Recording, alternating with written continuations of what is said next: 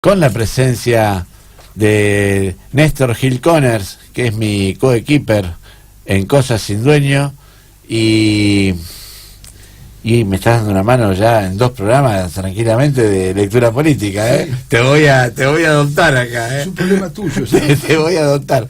Y también estamos con Leandro Muñoz, que es está trabajando acá con el doctor Luis Arias. Así que bueno, ¿qué nos quedó pendiente en la anterior? Quedaba una respuesta por ahí. Sí, lo de la inundación. Estábamos hablando del tema de la inundación. Y yo te había preguntado con respecto a la cantidad de fallecidos que había. Y vos me planteaste que vos habías dado el número real. Y que por ahí hay rumores que no.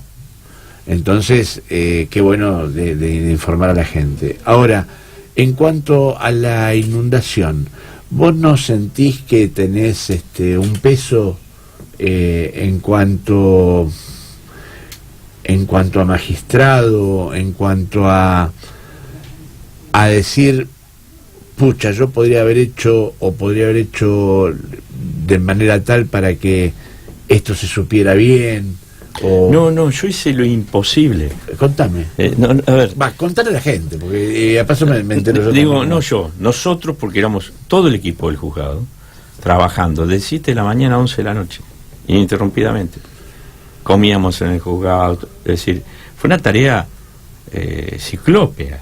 Nosotros tuvimos, además que enfrentar a todos estos poderes que yo te acabo de mencionar. Cuando Julián Axat presenta esta acción. Julián Axat, que era, digamos, defensor del Fuero de Responsabilidad Penal Juvenil. Nosotros empezamos con múltiples problemas. Nos querían sacar la causa a toda costa. El juez Atencio me planteó un conflicto de competencia sin haber visto el expediente, por lo que decían los medios. Y el diario El Día decía, Atencio, el juez de la causa, Atencio, el juez de la causa. Arias llevó una causa paralela, decía el diario El Día. Y la Corte, en ese conflicto de competencia, dijo, es competencia contencioso administrativa. Claro. Y el diario El Día sigue diciendo, Atencio, el juez de la causa. Y seguían, y los medios nacionales levantaban. Hoy el diario La Nación dice, a 5 años de la inundación todavía no se sabe el número de víctimas. Y esto no es verdad. Dice, depende de quién las cuente. Si el fiscal, en la justicia contencioso administrativa, o los familiares de víctimas. Y esto no es verdad. Sí, porque una sentencia judicial no es lo mismo que una opinión, así provenga un fiscal. Porque si no entramos en el que todo vale, ¿para qué tenemos el Poder Judicial? Ahora, perdón, que quería redondear esto. ¿Para qué tenemos el Poder Judicial? Eliminémoslo. Total, si todo es cuestión de rumores, eliminemos el Poder Judicial. Está más que claro. Entonces, ¿para qué está el Poder Judicial? El Poder Judicial, en una sentencia, está precedida de una demanda, de una contestación, es decir, que alguien tenga la posibilidad de defenderse, a partir de estas dos posiciones, de las pruebas que se produzcan en el proceso. Y con las pruebas hay un resultado que es la sentencia. Esto no es lo mismo que una opinión. Si vos googleás, ahí si en cualquier buscador ponés el diario de la Nación, muerte y inundación, el diario de la Nación te sigue diciendo, no se sabe. Pero a ver, esto yo creo que es ya otro tipo de jugadas. Son operaciones de prensa. Nosotros determinamos 89 víctimas fatales, con un trabajo exhaustivo, y además siguiendo las, ahora lo puedo decir porque ya no estoy en la magistratura, las orientaciones que nos daba la gente también a través de las redes sociales, fundamentalmente Facebook en esa época. Nos escribían, o sea, están llevando gente a la morgue en otra jurisdicción, medida para mejor proveer. Ordenaba yo el allanamiento de las morgues del conurbano. Es decir, hay muchos que son inmigrantes. Yo pedía oficio a las embajadas de los países vecinos, Bolivia, Paraguay, Uruguay, Chile, los consulados, a las embajadas, a todos les pedí informes. Nosotros pedimos informes a los maestros uno por uno para el grado de deserción escolar en todas las escuelas plata. Secuestramos los libros del registro de las personas, de toda de la Plata, de Berizo, de Ensenada, Hospital de Niños. Secuestramos los libros del amor con la policía siguiéndonos. O sea, la policía se oponía. Algún día yo necesitaría contar esto, necesitaría 6 horas de explicar todo lo que sucedió. Las tenés, Fue habla tranquilo. tan intenso esto que sucedió. Pero nosotros, mira, cuando fuimos a secuestrar los libros de la morgue, para nosotros era muy importante porque están las autopsias, están registrados los cuerpos que ingresan. El policía, que me acuerdo que llamaba de apellido Jaime, no nos entregaba los libros. Yo fui con la orden judicial y fui yo personalmente con una de las secretarias del juzgado, un auxiliar letrado, fui con diversas personas. Y este hombre me dice, no, los libros no se los voy a entregar. Pero hay una orden judicial. No cumplir una orden judicial es un delito. No, yo los libros no se los entrego. Digo, ¿pero por qué? A ver, muéstremelos. No, si quiere fotocopia, dígame de qué pieza quiere fotocopia. Muéstremelo y le digo. Me los muestra, pone sobre el escritorio. Le digo, ¿estos son todos? Le digo, faltan los libros de tal. Ah, sí. Me los da medio con reparo. Yo los empiezo a ojear, los pongo uno arriba del otro, me los pongo abajo del brazo y le digo, ¿sabe qué? Me los llevo. Y nosotros salimos, la superintendencia de policía científica queda enfrente de la escuela anexa. Uh-huh. Salimos y salieron todos los policías atrás siguiéndonos. Nos mezclamos, justo salían los chicos de la escuela, era la tarde. Nosotros nos metimos entre los chicos, nos repartimos los libros y nos fuimos con la policía siguiéndonos hasta el juzgado. Al otro día, el fiscal Garganta en mi despacho. No, vengo porque Casal, el ministro, hizo una denuncia. ¿Cuál es la denuncia? No, porque te llevaste los libros de la morgue. ¿Y cuál es el problema? Digo, soy un juez, tengo la jurisdicción para hacerlo. Ordené el secuestro de los libros porque no los entregaban. Sí, ya lo sé, me dice, pero viste cómo son las cosas. El ministro quiere que le devuelvan los libros. Digo, yo no se los voy a devolver. Es una prueba del proceso, está pedida por las partes. No es mía, es del proceso. Antes de decirle al ministro, antes de devolverle una prueba de un expediente, me tienen que sacar con la pata para adelante. Que lo venga a buscar. Decirle que lo venga a buscar. Vos le estabas diciendo, a Álvaro Garganta, ¿no? Eso. Sí, porque el ministro Casal le había pedido que a él había hecho una denuncia penal con denuncia penal. Sí. Pero por supuesto que era inadmisible la denuncia penal. Pero fue a apretar a un fiscal para que vaya a sacarme los libros, una prueba de un expediente.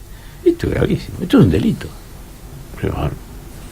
Pero además, a eso sumale que falsificaron certificados de defunción, haciendo aparecer, por ejemplo, a Juan Carlos García, que fue la primera víctima que nosotros encontramos, que fuera del listado que había dado el Poder Ejecutivo. Juan Carlos García había muerto ahogado en la vía pública. Había querido salir de su casa porque vivía en la loma, estaba muy inundado, y quiso salir con su mujer a una casa enfrente, un vecino que le estaba ofreciendo lugar en la planta alta, y la correntada era tremenda. La gente a veces no tiene conciencia de que no tiene que cruzar la calle, porque es tremenda la correntada. Uno ve un metro de agua y dice, bueno, paso porque es bajito, pero te lleva. Entonces te arrastra. La mujer, cuando ve eso, vuelve, se queda atrapada, se queda agarrada en la reja y dice, espérame que ya vuelvo a cruzar. Y en determinado momento no puede cruzar, se agarra un poste, no puede salir, y los vecinos le tiraban soga, todo, no se podía agarrar. Y en determinado momento lo venció la fuerza, se llevó el agua y lo encontró la hija ahogado en la vía pública al otro día. Y estuvo el hombre tirado 5 horas en la Rambla de la avenida 32 y 26. 5 horas. Y la policía le decía, buscaste un médico particular que te certifique la muerte para sacarlo del circuito de la morgue. Y ahí iba a ir yo. Sacarlo del circuito de la morgue. Y entonces lo certificamos que era muerte natural. Y chao. No era una figura cardiorrespiratorio, no traumático. No traumático. Chao. Entonces, bueno, la familia responde, no tenemos médico de eso, bueno, quédate tranquila. una médica forense, una médica de la policía, consignó que el tipo murió por un carcinoma hepático, por un cáncer de hígado, cuando murió ahogado en la vía pública. Ahora, falsificar esto es un delito también. O sea, los medios de comunicación en el juicio de ayer decían, el juicio por la inundación. No es el juicio, no es la causa penal. Hubo muchísimas causas penales que yo las publiqué en mis redes sociales para que las conozcan. Te puedo decir que debe haber habido 30 causas por la inundación, porque hubo múltiples delitos, múltiples. No fue solamente el delito de estrago que involucra a los funcionarios, más directamente a Scioli o a Casal o a Bruguera. Digamos, hubo múltiples delitos cometidos por diversos funcionarios, por la policía fundamentalmente, que fue cosas que no se supieron. No se supieron porque el diario El Día monopolizaba la información prácticamente en ese entonces. Hoy hay más medios alternativos, más portales, pero en ese momento, y el diario publicaba todo mal. Cuando vos salís a caminar, estamos hablando de política, ¿no? También, sí. ¿No? Pero cuando vos salís a caminar, por ejemplo, determinados lugares que son, vamos a bautizarlo como el pasillo político, ¿no? Y uno dice, che, fulano se va a postular a intendente, che, fulano también, y por ahí uno habla y hay algún rumor, alguna cosa. Y dentro de estos rumores de pasillo, por ahí me han dicho en más de una oportunidad, no, pero lo que pasa que Arias va a ser difícil porque él ha lucrado políticamente con las personas que estuvieron fallecidas en la inundación. ¿Vos considerás que políticamente eso no lo tomaste como una lanza política o no? Está bueno que lo plantees. A ver, la causa de inundación no fue la única que tuve múltiples causas. Y en todas las causas es muy doloroso lo que vos decís, porque ¿sabes qué? Quedamos todos en la misma bolsa, somos todos lo mismo. Ese tipo que te dijo eso, seguramente sí. Él es eso, él haría eso, pero no es lo que hice yo. Pues es que, pero fuera de broma, bueno, o sea, por ahí cuando pero en los círculos, tal vez vos consultás en los círculos de dirigentes políticos. De dirigentes políticos, bueno. Sí. Ahora, vos preguntale a la gente. No a los dirigentes. No. Estamos hablando del pasillo del como se llama el pasillo del mentidero, como dice, ¿no? Pero todos esos son parte. Esos dirigentes van poniendo. Son parte del entramado que yo te digo. Son parte del entramado que yo te digo. Seguramente. Ojalá me dijeras el nombre, yo te puedo decir. No, por bueno, pero si alguien dice algo. Mira, si buscas registros de programas míos. Bueno. Pero a ver, si buscas registro de programas míos, pero si alguien lo mencionó. Si alguien dice eso, lo mencionó acá en el sería sitio. Bueno. Y te hago un desafío. Dale. Tráelo acá a discutir conmigo. Perfecto. Tráelo acá a decir, mira, Arias quiere discutir con vos esto que vos dijiste. A ver si se anima. Estoy seguro que no se anima. Si buscamos los registros, no lo pueden sostener. O sea, no es que te estoy diciendo algo que se me ocurre a mí, ¿no? Ya sé, pero digo, es realmente ofensivo. Te voy a decir por qué. Perdóname, una cosita dame el derecho de defensa. No, pero te quería agregar una pregunta para que... Pero no, perdón, quiero terminar esto. Yo no es la única causa que tenía. Yo he tenido... No es mi intención ofender. No, ya lo sé, digo por parte de la persona que lo dice. Yo tuve 15 años después. 15 años. Y si le sumás los 4 años que estuve peleando contra el poder político para que este fuero se implemente, son muchos más. Yo cursé en el año 98. Y estuve 4 años sin poder asumir. Esa fue mi primera pelea. ¿Sabe por qué? Porque estos tipos que salen a decir eso son los que no querían el fuero contencioso administrativo. ¿Por qué? Porque el fuero contencioso administrativo tiene que controlar al poder político. Esa es la función. Debería controlar el poder político. Porque el Estado de Derecho implica que los funcionarios tienen que someterse a las leyes. Y cuando no se someten, cuando violan las leyes, teóricamente debería funcionar un poder judicial para que señale el rumbo. Mire, esto está mal. Acá está violando un derecho. Entonces, esta es la función. Yo 15 años de juez tuve. Tal vez ustedes no conozcan mi trayectoria, pero si la buscan, la van a encontrar.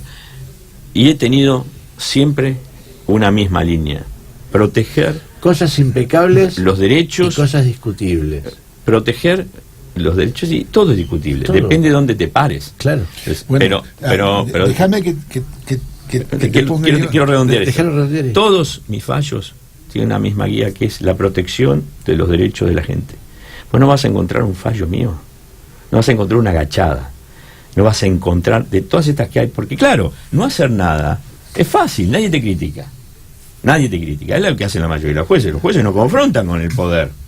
Andá a buscar un juez que confronte con el poder, andá a buscar un juez ahora que suspenda las tarifas como las suspendí yo en ese momento, no hay, ¿entendés? Porque vos es como, el sueldo te lo pagan igual. Ahora, cuando vos confrontás con el poder, pagás consecuencias, y lógico te van a criticar desde el poder. Mirá, yo siempre tengo la misma línea, la protección de los derechos de la gente. Todo lo que yo digo, y te invito a que vos hagas este análisis, todo lo que yo escribo y todo lo que yo hago, tiene una sola línea. No vas a encontrar un quiebre.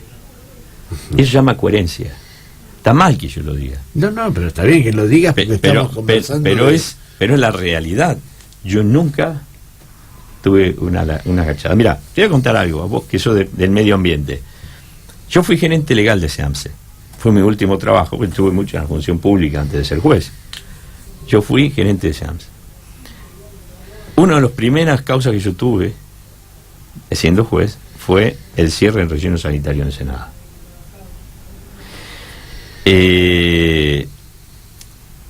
Yo no me excusé. El presidente de SEAMSE era el mismo que estaba cuando yo era funcionario. No me excusé porque yo estaba convencido que era incompetente, que era la justicia federal que debía intervenir, una cuestión interjurisdiccional. Los demás cierres de rellenos sanitarios habían sido una justicia federal. Yo mismo fui partícipe del cierre de relleno sanitario de Villa Domínico y me declaro incompetente, no me excuso. Cuando la Cámara revoca la decisión y me dice no, es competente, ya no podía excusarme, entonces tramite la causa. Yo pensé, ¿tengo la independencia subjetiva necesaria como para poder decidir libremente? Sí, la tengo. Bueno, ¿qué decidí? El cierre del relleno sanitario en Ensenada. Entonces, no se cerró finalmente. Si querés te cuento por qué. Espera, déjame hacer un toque, ¿viste? Estamos en un partido, déjame hacer un pase. Néstor. Sí, yo tengo muchas diferencias con lo que él plantea. A ver. Bueno, yo lo conozco, digamos, él es un hombre público ya ahora, y mucha de su visibilidad actual, yo no he podido seguir su trayectoria judicial porque en realidad empiezo a conocerla con estas cosas que él comenta. Yo, digamos, me dedico a la cuestión ambiental y siempre la justicia, y en el caso de algunos... La justicia no, el Poder Judicial. El Poder Judicial. La justicia es un valor, es otra cosa. La justicia es un valor y el Poder Judicial es un ejercicio.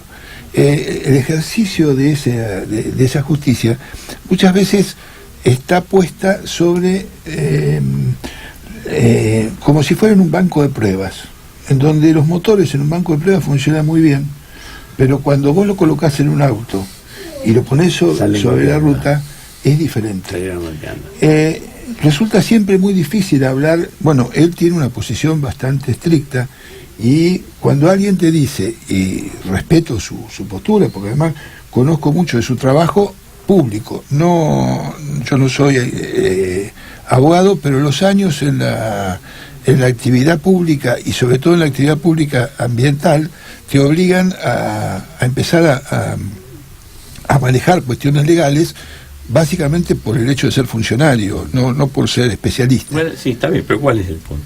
El punto es cuando alguien te dice, yo siempre respeté los derechos de la gente, es el banco de pruebas. Es un motor puesto en el banco de pruebas.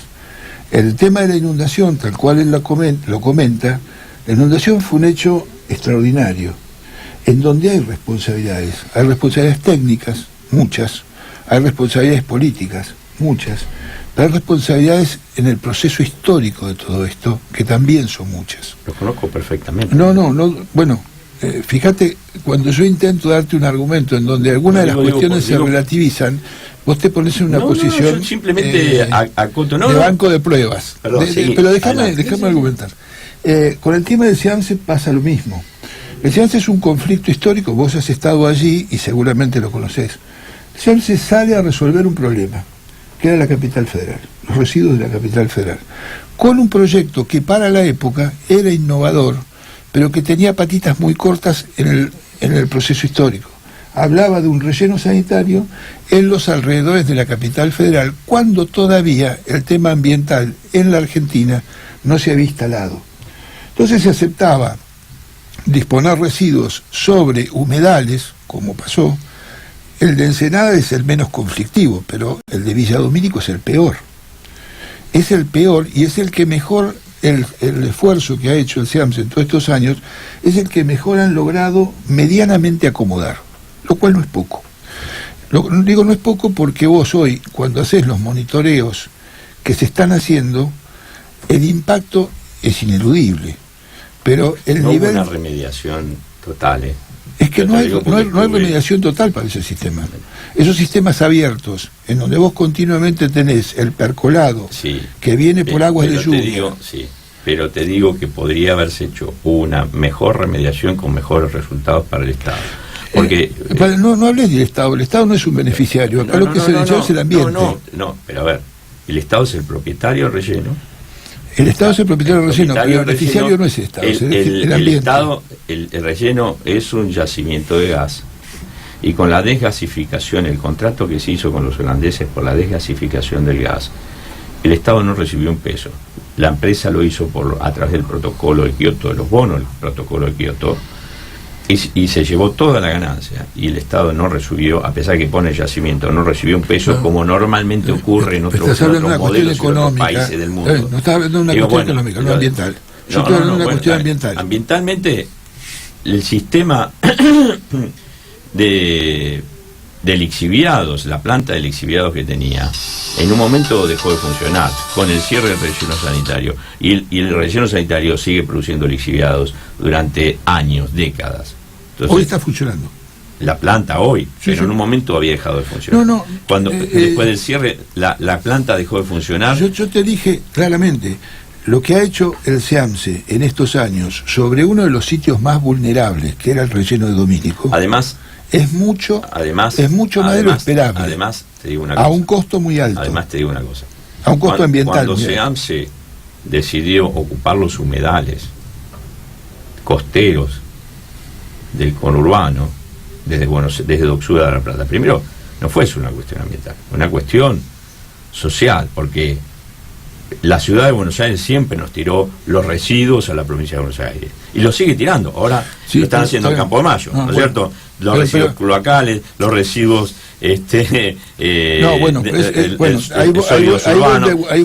además de eso estaba vigente ya el tratado, el listado de Ramsay, que si bien no estaban incorporados, año 1975 estaba vigente. No estaba vigente. Sí, año 1975.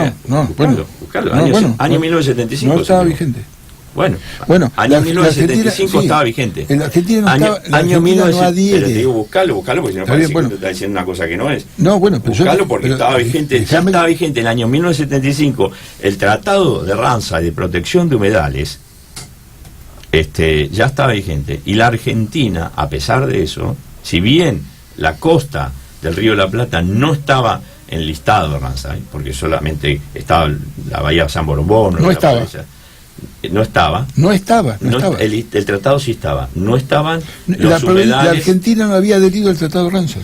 Pero el tratado de Ramsay estaba. Sí, pero si la Argentina no adhiere, no está. El tratado de Ramsay estaba. La protección de los humedales ya era un problema en el mundo. Lo que no estaba la adhesión. No estaba, la adhesión al tratado de Ramsay, pero Luis, el tratado de Ramsay puede haber estaba. algo legal para vos y otra cosa no. No estoy hablando de algo legal, estoy hablando de una cuestión. Es algo legal. Si la Argentina no adhiere, no lo estoy diciendo desde el punto de vista legal. Lo estoy diciendo desde la instrumentación de acciones tendientes a proteger los humedales. Tarde o temprano, eso, digamos, en ese momento el Tratado de Ramsay lo que hizo es poner en evidencia que los humedales cumplen una función ambiental muy importante y que deben ser protegidos. Y a pesar de eso, con todos los humedales costeros del conurbano, SEAMSE lo que hizo es levantar la cota de todos esos terrenos. Es decir, cuando tarde o temprano era muy probable que algunos de esos humedales, no sé si todos, pero algunos de ellos se siguieran, se incluyeran dentro del tratado. Sí, incluso hoy, una vez que estaban cubiertos ya no desapareció como no, por supuesto, no es lo que estaban cubiertos, pero aún hoy se siguen haciendo obras sobre los humedales. No, sí, dentro de la hoy no estamos discutiendo, yo estoy planteando algo que tiene que ver bastante con lo que vos decís. Sí. No, estabas con el banco de pruebas. Bueno, el banco de pruebas es el SIAMSE. Digamos, cuando vos decís el cierre del SIAMSE acá en Ensenada, no había manera de resolver eso. No digo que él en sus argumentos no tuviera razón. ¿Vos dónde trabajabas en ese momento? Perdóname. Yo siempre estuve en la Secretaría de Política Ambiental antes o en el OPDS. Estabas del lado del poder político. No, digamos, no estabas en una asociación ambientalista.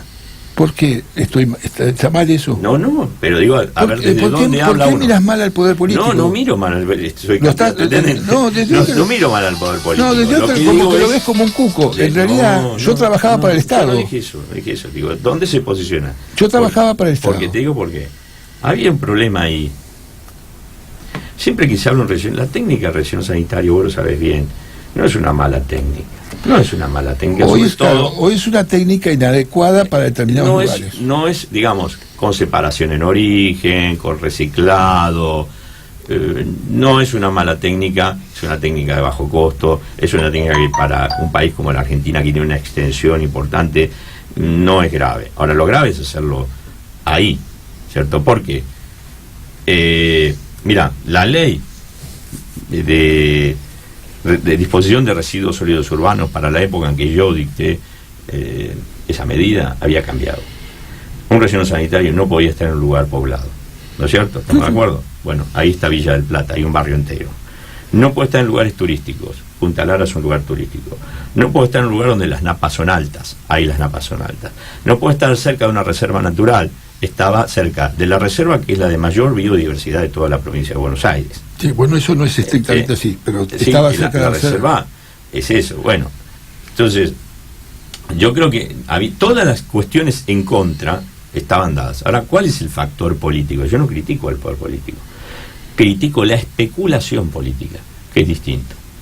Critico esto de no querer, de hacer las cosas en función de mi imagen, de mi conveniencia y no de la conveniencia de la sociedad.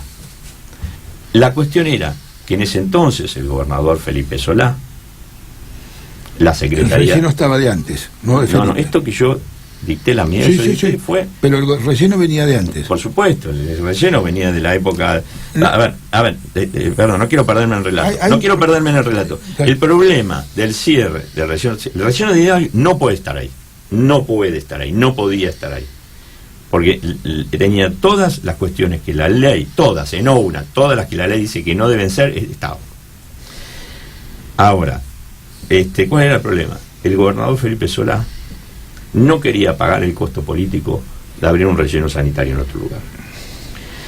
El intendente de Bransen se había puesto en contra de esa posibilidad porque hubo un estudio de la Universidad de La Plata que decía, bueno, hay que ponerlo allá. ¿Por qué? Porque nosotros siempre pusimos el patio atrás adelante. Es decir, el hombre tiene una conexión natural con el agua y las ciudades por eso se hicieron al lado de los mares, los ríos, los cursos de agua. Bueno, acá hicimos al revés. Nosotros pusimos todo el patio atrás adelante, las industrias, el relleno sanitario, todo el lado del río. La mejor zona era allá. Sin embargo, el intendente se opuso. Y Felipe Solá nunca, ni ningún gobernador, quisieron pagar el costo político de abrir nuevos rellenos sanitarios. Por eso hoy tenemos un sistema absolutamente ineficiente, donde la mayoría de los recursos tienen que ir a Campo de Mayo. Sí, eso es correcto. El costo de transporte eso sí es tremendo. Correcto, sí. El costo de transporte es tremendo. Entonces, ¿por qué? Y porque nadie quiere hacer lo que hay que hacer. Claro. Es decir, entonces, ¿qué pasa? El costo es alto para el municipio. El costo de transporte. El costo de transporte y el costo de disposición también. Hoy el costo de disposición no es el más caro. El costo de disposición, no, pero es también un costo importante. Vos hoy mencionaste algo que es muy acertado. Los rellenos sanitarios no son un sistema perverso per se. Y siempre que se los administre bien, no como esto que te cambia la topografía del lugar. No, estamos hablando de un relleno sanitario, estamos hablando de un tiradero, de un vaciadero de basura. Sí, un vertedero que estamos hablando de un relleno sanitario. El relleno sanitario es un sistema. aceptable, con un costo para nosotros relativamente bajo. Sin considerar el tema ambiental, es un costo relativamente bajo. El transporte para llegar a los lugares de disposición es significativo en función de la distancia. Esto que está señalando vos, hoy se está llevando una parte acá al relleno del Senada, que sigue abierto, y otra parte se lleva al relleno que está en la zona de Campo de Mayo. Es cierto algo que vos señalaste vos, es decir, que nadie quería pagar el costo de abrir nuevos lugares para hacer relleno sanitario, porque los intendentes se negaban a habilitar dentro de sus predios rellenos inclusive para sus propios residuos. Es decir, que si Bransen, que estaba llevando, o Magdalena, que estaban llevando a un relleno externo a su distrito, tuvieran que resolver eso. Como vos recién dijiste, la Capital Federal, que yo no estoy de acuerdo, pero sí es cierto, la Capital Federal no trata sus residuos dentro de la Capital Federal, sino que los hace externo a su jurisdicción. Sean los rellenos especiales, lo que nosotros llamamos especiales, para ellos son peligrosos. Los especiales. Para nosotros son especiales, para la provincia, para ellos son peligrosos. Y el tema de los domiciliarios. También mencionaste los cloacales que vierten a través de la tercera cloaca máxima cerca de Berazategui. Eso es cierto en cuanto a que lo hacen. No es cierto, digamos, a mi juicio, no debiera ser cierto, que no lo deben, esos residuos no se deben tratar regionalmente. Pues no hay manera de tratarlos, sino. Eso yo no lo dije. Yo No, de alguna manera pero vos señalabas que la Capital Federal pasaba a la provincia los residuos. Se entiende, no le importa, esto yo estoy seguro. Bueno, te doy algo en contra nuestra. Los arquitectos de la Capital Federal, que se están nucleados en la Sociedad Central de Arquitectos, han pedido al gobierno de la ciudad que no permita que se elabore hormigón dentro de la ciudad de Buenos Aires. Es decir, que si vos querés construir edificios y necesitas elaborar hormigón, los arquitectos, que en general se consideran un grupo progresista de la ciudad de Buenos Aires, le han pedido al gobierno de la ciudad que no permita la instalación de plantas elaboradoras de cemento, de hormigón. ¿Esto qué quiere decir? Salvo que se haga una isla para colocar las plantas de hormigón, de elaboración de hormigón en el Río de la Plata, en jurisdicción de la Ciudad de Buenos Aires, tienen que pasar al conurbano. Bueno, porque saben que están en el conurbano, porque si no, no dirían eso. Bueno, porque entonces, saben que está el conurbano, ahora, con la misma razón que los arquitectos de la Ciudad de Buenos Aires dicen que no se debería elaborar hormigón en la ciudad, también en Avellaneda, en Berazategui, en La Plata. Entonces, bueno, hagámoslo en la Ciudad de Buenos Aires. Por eso digo. No, por eso te estoy diciendo, hay grupos de interés en la Ciudad de Buenos Aires que impiden que estas cosas se resuelvan de otra manera. Pero también hay realidades regionales que no hay manera de resolverla de otra. Es decir, cuando uno concentra en un único punto el tratamiento de los residuos, es porque es más económico. En el caso que está señalando él de Punta Lara, resulta más económico para una determinada región del territorio, pero no para todo el territorio que hoy está volcando ahí. Nuestro sistema es absolutamente ineficiente. Sí, hoy convendría más meter los residuos en un tren y llevarlos la barría a algún lugar donde haya cavas, que sean seguros y no haya napas altas. Sería más eficiente y más barato. ¿Por qué no pasa eso? Bueno, también están los negocios de los intendentes. Esto vamos a ser claro, la basura es un negocio. Mira, acá en La Plata. Las campañas políticas, porque no las mencionamos. Bueno, ¿con qué se financia? Acá en La Plata, mira, Luis, hicieron un contrato escandaloso que lo votaron del oficialismo y de la oposición. Habría que ver quiénes lo votaron. Escandaloso. Que compromete más del 30% del presupuesto municipal a 8 años. O sea que 2 gestiones ya van a estar atados a ese contrato con ESUR. Era necesario. ¿Vos sabés lo que se podría hacer con ese dinero? De todo se podría hacer.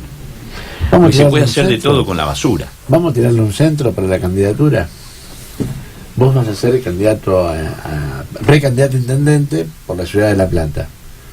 Y la gente hoy te está escuchando como pensás, como... Está bueno esto de discutir. Sí, claro. Porque es la forma de mostrar las realidades, de ver las cosas. De ver nuestro lado humano, además. Pero claro, aparte Yo estoy absolutamente de acuerdo, te lo dije en el bloque anterior. Pero yo digo, a ver, vamos a ver cómo vemos algunas situaciones que están sucediendo, que ya sucedieron, por ejemplo, con los cuadernos de los aportes de Vidal y compañía, que ahora se cajonearon, se pasaron a la justicia electoral. Cuadernos entre comillas. Claro, cuadernos, aportantes truchos. Vamos a ver. La causa de los aportantes. Bueno, yo le meto cuadernos también porque me encanta que esté mezclado con lo otro. Pero aparte de eso, lo sacan de una justicia y lo mandan a otra para tener menos pena, ¿no? No, bueno, sí, la manipulación en el Poder Judicial siempre se ha dado. Es parte de esto que hablábamos, es lo mismo. Es decir, la presión del poder, sea económico, político, corporativo, lo que sea, es lo que termina carcomiendo al Poder Judicial. Entonces, ¿qué es lo que ocurre? Hay cosas que van a actuar de un modo... La cuestión empieza a ser subjetiva. Porque hablar de la independencia judicial en abstracto no sirve. Si es una cuestión muy subjetiva, quién se deja presionar y quién no se deja presionar. Decime vos, volviendo al tema de la inundación, porque yo acepto, digamos, las diferentes opiniones, pero creo que la mala fe es parte de esto que hablábamos, cuando hacen comentarios absurdos. ¿Qué gano yo? ¿Qué ganaba yo con meterme en semejante pelote? Digo yo, ¿qué ganaba? Yo no era candidato, yo no era nada. ¿Qué ganaba? No, la candidatura vino mucho después. ¿Qué ganaba yo? No, eso es cierto. ¿Te puedo hacer...? ¿Qué ganaba? Digo yo, ¿qué ganaba? Es cierto. ¿Qué ganaba poniéndome yo dictando la sentencia en el caso de SEAMSE, ¿no? Donde el presidente de SEAMSE, que me había puesto en el cargo de gerente, era yo contra el que tenía que fallar. ¿Qué ganaba yo? Para mí era más fácil hacer lo que muchos jueces hacen, que decir, el teléfono, ¿viste? El recurso, mirá, fíjate esta causa de relleno sanitario, que no... que Felipe no puede abrir un relleno sanitario, viste que está por la reelección y bueno, un momento político delicado. Sí, quédate tranquilo, le podía haber dicho yo. Y me sumaba un punto, que después podía ir y pedirle un favor yo. Porque esto es lo que ocurre. Ahora, yo no trafiqué jamás los derechos de la gente, porque yo hubiera hecho eso, hubiera perjudicado a los vecinos, que finalmente es lo que hizo la Corte, La Corte de la Provincia de Buenos Aires, había sentencia de primera instancia, sentencia de segunda instancia de la Cámara que confirmó mi decisión judicial, cerrando el relleno sanitario. ¿Qué hizo la Corte? Abramos una audiencia, a ver muchachos, mírense.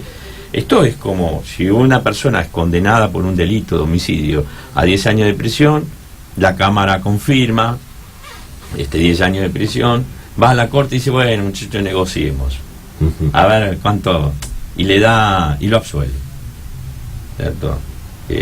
Bueno, esto es lo que sucedió con la cuestión de SEAMSE. ¿Por qué? Porque la Corte obligó a la parte actora a una audiencia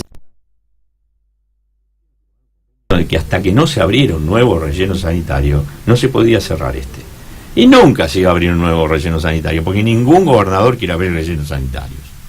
Entonces esto todavía sigue funcionando por eso. ¿Y esto por qué lo hizo la Corte? Por ceder a las presiones del poder político, igual que muchos jueces ceden a las presiones del poder político. A mí, yo nunca dije... ¿Y vos como tengas poder político, vas a presionar a los jueces? No, porque yo, en primer lugar, voy a seguir haciendo lo que siempre hice, lo que he mostrado a través de mi compromiso judicial, que es defender los derechos de la gente. Yo no voy a ir contra los derechos de la gente, aun cuando me sea perjudicial desde el punto de vista político. Así como cuando fui juez, tuvieron que ir a destituirme para sacarme el medio. Bueno, con el poder político, evidentemente, no pudieron ir a sacarte los libros. Por más que decían, yo digo, el apriete es quien se deja apretar. Yo voy a seguir haciendo lo mismo, pero desde otro lugar, porque yo creo que la política debe cambiar sus reglas de juego. Hoy lo que sucede es que muchos anteponen sus intereses personales y políticos por encima de los intereses de la sociedad. Y creo que lo que hay que hacer es estar en sintonía con los intereses de la sociedad, aun cuando sea perjudicial a los intereses políticos.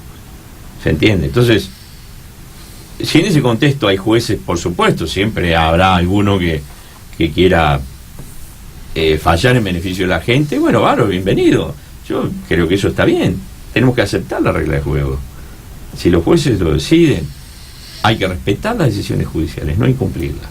Mirá, acá en la provincia de Buenos Aires es un sistema de impunidad total, porque así como existe el lawfare en el ámbito de Comodoro Pi, en el ámbito de la justicia federal, aquí lo que existe, la justicia penal está tan controlada, la justicia penal, el poder judicial penal está tan controlado, yo también me corrijo, está tan controlado que vos no vas a ver un solo funcionario procesado. Decime un funcionario procesado por alguna causa en la provincia de Buenos Aires. En la provincia de Buenos Aires. Uno, ¿Te acordás de alguno? Scioli está procesado.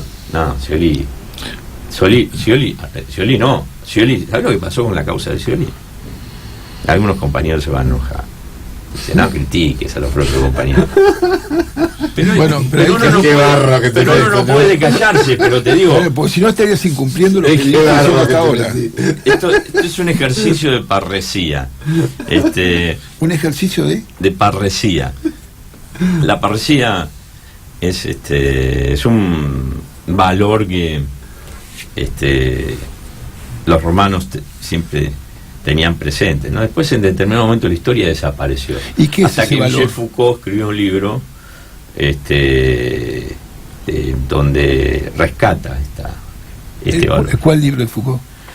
¿Vigilar y castigar? No. Bueno, no importa. Pero explicá qué es el recuerdo. concepto, porque no me... por lo menos yo no lo conozco. La parresía es precisamente eso, ¿no? Ir contra el poder aún a sabiendas de que no va a tener consecuencias adversas. Esa es la parresía. Y yo creo que, mira, la causa de Daniel Scioli, lo que sucedió es que hubo un fiscal funcional, el mismo que fue... Sí, Álvaro Garganta. No. Fue ¿cómo se Pero llama? él tiene la causa. Fiscal Paulini hizo acusó, pidió el sobreseguimiento, el juez Raele le dio el sobreseguimiento y la causa se murió. Y después se dividieron. Ahora, después sí hubo otras denuncias que están tramitando ante el fiscal Álvaro Vargas. Sí, bueno, tiene varias. Decime, vos te digo, la inundación de La Plata no fue ningún funcionario, es una vergüenza. Comparalo con el juicio de Once. Compáralo con el juicio de Cromañón. Fueron todas, te estoy hablando del mismo delito, del delito de estrago. Pero el estrago no. Sí, yo no, claro, yo. Sí, no, No, por favor. Pero te digo. No, yo coincido Cromañón y Once. Digamos, el estrago está en la inmediatez. Exacto. En el caso de la inundación, el estragos no está en la inmediatez, porque está frente a un fenómeno climático de una magnitud. Bueno, esa fue la excusa. Pero en mi caso es el argumento. Estoy moviéndote la cámara, perdón. Se fue. No, en mi caso no es una excusa, en mi caso es el argumento. ¿Quedó? La cámara, más o menos. Decime la cosa. Lo que hiciste sacar del foco. No, a ver, ahí. A propósito, me lo hizo. A ver, ahí. Más acá me dice. ¿Ahí? Sí.